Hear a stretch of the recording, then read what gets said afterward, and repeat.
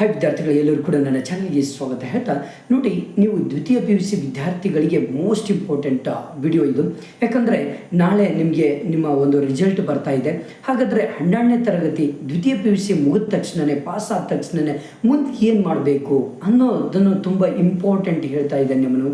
ಯಾಕಂದರೆ ಈ ಸೈನ್ಸ್ ಆದಂಥ ವಿದ್ಯಾರ್ಥಿಗಳಿಗೆ, ಆರ್ಟ್ಸ್ ಮಾಡಿದಂಥ ವಿದ್ಯಾರ್ಥಿಗಳಿಗೆ, ಕಾಮರ್ಸ್ ಮಾಡಿದಂಥ ವಿದ್ಯಾರ್ಥಿಗಳಿಗೆ ಮೋಸ್ಟ್ ಇಂಪಾರ್ಟೆಂಟ್ ಇರುವಂತಹ ಒಂದು ಕೋರ್ಸ್ಗಳಿದ್ದಾವೆ. ಯಾವ ಕೋರ್ಸ್ ಮಾಡಿದರೆ ನೀವು ಬೇಗ ಜಾಬ್ ತೊಗೊಳ್ಬೋದು, ನಿಮ್ಮ ಕಾಲ ಮೇಲೆ ನೀವು ನಿಂತ್ಕೊಳ್ಬೋದು, ತಿಂಗಳ ಸ್ಯಾಲ್ರಿ ತೊಗೊಳ್ಬೋದು, ಒಳ್ಳೆಯ ಒಂದು ಅಪರ್ಚುನಿಟಿ ಇರುವಂತಹ ಕೋರ್ಸ್ಗಳು ಯಾವುದು ಅನ್ನೋದನ್ನು ಈ ಒಂದು ವಿಡಿಯೋದಲ್ಲಿ ವ್ಯಕ್ತಪಡಿಸ್ತಾ ಇದ್ದೇನೆ. ಬನ್ನಿ, ಹಾಗಾದರೆ ಈಗಲೇ ಸಬ್ಸ್ಕ್ರೈಬ್ ಮಾಡಿ. ಬನ್ನಿ, ಫಸ್ಟು ಸೈನ್ಸ್ ವಿದ್ಯಾರ್ಥಿಗಳಿಗೆ ನಾನು ಹೇಳ್ತಾ ಹೋಗ್ತೇನೆ. ಹಾಗಾದರೆ ಸೈನ್ಸ್ ಮಾಡಿದಂಥ ವಿದ್ಯಾರ್ಥಿಗಳಿಗೆ ಏನು ಮಾಡ್ಬೋದು? ಆಫ್ಟರ್ 12th ಏನು ಮಾಡ್ಕೊಳ್ಬೋದು ಅಂದರೆ ಇಂಜಿನಿಯರಿಂಗ್. ಫಸ್ಟ್ ಆದ್ಯತೆ ಇಂಜಿನಿಯರಿಂಗ್. ನೋಡಿ, ನಿಮ್ಗೆ ಏನಾದರೂ MBBS ಮೇಲೆ ನಿಮಗೆ ಆಸೆ ಇಲ್ಲದೆ ಇದ್ದರೆ ಇಂಜಿನಿಯರಿಂಗ್ ಅವಕಾಶ ಇದೆ. ಇಂಜಿನಿಯರ್ ಒಳಗೆ ಯಾವುದೆಲ್ಲ ಕೋರ್ಸ್ಗಳು ಮಾಡ್ಬೋದು? BTech ಮಾಡ್ಕೊಳ್ಬೋದು. ಫಸ್ಟ್ ಒನ್ನು BTech ಆದಮೇಲೆ BE ಮಾಡ್ಕೊಳ್ಬೋದು. BTech ಬೇಡಪ್ಪ ಅಂದರೆ ನೀವು BE ಆದರೆ ಮಾಡ್ಕೊಳ್ಬೋದು. ಸೈನ್ಸ್ ಮಾಡಿದಂಥ ವಿದ್ಯಾರ್ಥಿಗಳಿಗೆ ಹೇಳ್ತಾ ಇರೋದು. ಆಮೇಲೆ ಕಾಮರ್ಸ್ ಮತ್ತು ಆರ್ಟ್ಸ್ ಸ್ಟೆಪ್ ಬೈ ಸ್ಟೆಪ್ ಹೇಳ್ತಾ ಹೋಗ್ತಾರೆ. BE ಮಾಡ್ಕೊಳ್ಬೋದು. BE ಮಾಡಲಿಲ್ಲ ಅಂದರೆ ನಿಮಗೆ ಆರ್ಕಿಟೆಕ್ಚರ್ ಮಾಡ್ಕೊಳ್ಬೋದು. ಓಕೆ, ಆರ್ಕಿಟೆಕ್ಚರ್ ಕೂಡ ತುಂಬ important. Next diploma in engineering ಮಾಡ್ಕೊಳ್ಬೋದು. ಅದು ಬೇಡ, ಆರ್ಕಿಟೆಕ್ಚರ್ ಬೇಡ ಅಂದರೆ ಡಿಪ್ಲೊಮಾ ಇನ್ ಇಂಜಿನಿಯರಿಂಗ್ ಮಾಡ್ಕೊಳ್ಬೋದು. ಇದು ಕೂಡ ತುಂಬ ಸ್ಕೋಪ್ ಇರುವಂತಹ ಒಂದು ಕೋರ್ಸ್ ಇದು ಕೂಡ. ಓಕೆ, ಇಂಟಿಗ್ರೇಟೆಡ್ MTech ಮಾಡ್ಕೊಳ್ಬೋದು. ಏನಪ್ಪ, ನಿಮಗೆ BTech ಆರ್ಕಿಟೆಕ್ಚರ್ ಬೇಡ, ಡಿಪ್ಲೊಮಾ ಇನ್ ಇಂಜಿನಿಯರಿಂಗ್ ಬೇಡ ಅಂದರೆ ನೀವು MTech ಮಾಡ್ಕೊಳ್ಬೋದು. ಓಕೆ, BTech ಆದಮೇಲೆ ನಿಮಗೆ MTech ಮಾಡಲಿಕ್ಕೆ ಆಗೋದು. ಓಕೆನಾ? ಇಷ್ಟು ಕೋರ್ಸ್ಗಳು ನಿಮಗೆ ಅವೈಲೇಬಲ್ ಇದ್ದಾವೆ. ಇಂಜಿನಿಯರಿಂಗ್ ಮಾಡಲಿಕ್ಕೆ ಹೋದರೆ ಇವೆಲ್ಲವೂ ಕೂಡ ನೀವು ಕೋರ್ಸ್ಗಳನ್ನು ತೊಗೊಳ್ಬೋದು. ಇಂಜಿನಿಯರಿಂಗಲ್ಲಿ ಹಲವಾರು ರೀತಿಯ ಸಿವಿಲ್ ತೊಗೊಳ್ಬೋದು, ಆ್ಯಂಡ್ ಎಲೆಕ್ಟ್ರಿಕ್ಸ್ ತೊಗೊಳ್ಬೋದು, ಕೆಮಿಕಲ್ ತೊಗೊಳ್ಬೋದು. ಹಲವಾರು ರೀತಿಯ ನಿಮಗೆ BE ತೊಗೊಂಡ್ರು ಕೂಡ ಅದರೊಳಗಡೆ ಕೂಡ ನಿಮಗೆ ಹಲವಾರು ಕೋರ್ಸ್ಗಳಿರ್ತವೆ, ಅವುಗಳನ್ನು ಮಾಡ್ಕೊಳ್ಬೋದು. ಇಷ್ಟು ಅವಕಾಶ ಇದ್ದಾವೆ ನೀವು ಇಂಜಿನಿಯರಿಂಗ್ ಹೋದರೆ. ನೆಕ್ಸ್ಟ್ ಬಂದುಬಿಟ್ಟು ನಿಮಗೆ ಮೆಡಿಕಲ್. ಇಂಜಿನಿಯರಿಂಗ್ ಬೇಡ ಸೈನ್ಸ್ ವಿದ್ಯಾರ್ಥಿಗಳಿಗೆ ಇನ್ನೊಂದು ಅವಕಾಶ ಸಿಗುತ್ತೆ, ಮೆಡಿಕಲ್ಗೆ ನೀವು ಹೋಗ್ಬೋದು. ಯಾವುದಪ್ಪ? MBBS ಮಾಡಿಕೊಳ್ಳುವಂಥ ಅವಕಾಶ ಇದೆ. MBBS ಸುಮ್ಮನೆ ಸಿಕ್ಬಿಡ್ತದ? ಸಿಗೋದಿಲ್ಲ. ಏನು ಮಾಡಬೇಕು? ನೀಟ್ ಎಕ್ಸಾಮ್ ಬರೀಬೇಕಾಗುತ್ತೆ.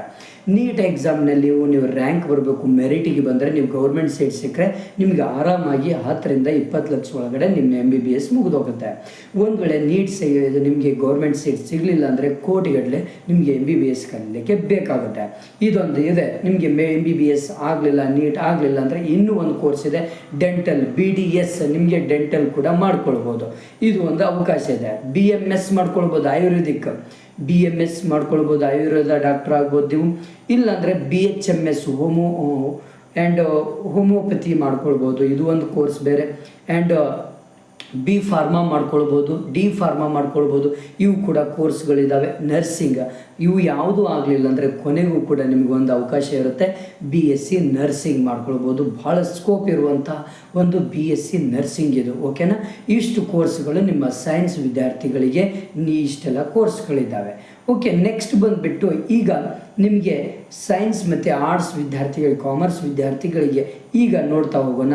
ಇಲ್ಲಿ ಡಿಗ್ರಿ ಮಾಡ್ಕೊಳ್ಬೋದು. ನೀವು ಎಲ್ಲ PUC ಆದ ತಕ್ಷಣ ನಿಮಗೆ ಇರುವಂತಹ ಎಲ್ಲ ಕೋರ್ಸ್ಗಳ ವಿದ್ಯಾರ್ಥಿಗಳಿಗೆ ಕಾಮನ್ ಆಗಿರುವಂಥ ಒಂದು ಅಪರ್ಚುನಿಟಿ ಯಾವುದಂದರೆ ಡಿಗ್ರಿಯಲ್ಲಿ ಯಾವುದೆಲ್ಲ ಮಾಡ್ಬೋದು? BA ಯಾರು ಮಾಡಬೇಕು? ಆರ್ಟ್ಸ್ ವಿದ್ಯಾರ್ಥಿಗಳಿಗೆ BA ಮಾಡುವಂಥ ಅವಕಾಶ ಇರುತ್ತೆ ಸೆಕೆಂಡ್ PUC ಆದಮೇಲೆ. ಸೈನ್ಸ್ ವಿದ್ಯಾರ್ಥಿಗಳಿಗೆ BSc ಮಾಡ್ಕೊಳ್ಬೋದು. ಕಾಮರ್ಸ್ ವಿದ್ಯಾರ್ಥಿಗಳಿಗೆ BCom ಮಾಡ್ಕೊಳ್ಬೋದು. ಇದು 3 ವರ್ಷಗಳ ಕೋರ್ಸ್ ಇರುತ್ತೆ. BA, BSc, BCom 3 ವರ್ಷಗಳು ಇರುತ್ತೆ. ಓಕೆನಾ? ನೆಕ್ಸ್ಟ್ ಇವು ಯಾವುದೂ ಬೇಡ ಅಂದರೂ ಕೂಡ ನೀವು BBA ಮಾಡ್ಕೊಳ್ಬೋದು. 3 ಕೋರ್ಸ್ಗಳು ಕೂಡ ಕಾಮರ್ಸ್, ಆರ್ಟ್ಸ್ ಮತ್ತು ಸೈನ್ಸ್ ವಿದ್ಯಾರ್ಥಿಗಳು BBA ಮಾಡ್ಕೊಳ್ಬೋದು, BCA ಮಾಡ್ಕೊಳ್ಬೋದು, BFA ಮಾಡ್ಕೊಳ್ಬೋದು. ಇವು ಯಾವುದು ಕೂಡ ಮಾಡ್ಕೊಳ್ಬೋದು. PUC ಆದಮೇಲೆ ನೀವು LLB ಕೂಡ ಕಲಿಬೋದು. ಓಕೆನಾ? ನೆಕ್ಸ್ಟ್ ಇವು ಎಲ್ಲ ಡಿಗ್ರಿ ಆದರೆ ನೀವು ಯಾರೆಲ್ಲ ಡಿಗ್ರಿ ಮಾಡ್ಕೊಂಡಿರ್ತೀರ, ಡಿಗ್ರಿ ಆದಮೇಲೆ ನಿಮಗೆ ಮತ್ತೆ ಅಪರ್ಚುನಿಟಿ ಸಿಗುತ್ತೆ. ಯಾವುದು ಮಾಡ್ಕೊಳ್ಬೋದು?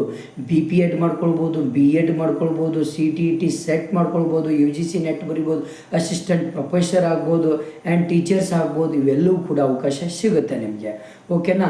ಇವು ಎಲ್ಲ ಬೇಡ, ಯಾವ ಕೋರ್ಸು ಬೇಡ ಅಂದರೆ ನಿಮಗೆ ಇನ್ನೂ ಕೂಡ ಕೋರ್ಸ್ಗಳು ಅವೈಲೇಬಲ್ ಇದ್ದಾವೆ. ಫೌಂಡೇಶನ್ ಅಂದರೆ ಫಾರ್ ಹೈಯರ್ ಸ್ಟಡೀಸ್ಗೆ NDA ಮಾಡ್ಕೊಳ್ಬೋದು, CDS ಮಾಡ್ಕೊಳ್ಬೋದು, technical entry scheme, soldier entry ಇವೆಲ್ಲವೂ ಕೂಡ ಮಾಡ್ಕೊಳ್ಬೋದು. ನೀವು ಎಡ್ಮಿಷನ್ ಮಾಡ್ಕೊಳ್ಬೋದು, journalism and fashion designing, hotel management ಅಥವಾ ಪೈಲಟ್ ಟ್ರೈನಿಂಗ್ ಆ್ಯಂಡ್ ಅಡ್ಮಿಷನ್, ಲಾ ಇವೆಲ್ಲವೂ ಕೂಡ ನಿಮಗೆ ಕೋರ್ಸ್ಗಳು ಇದ್ದಾವೆ.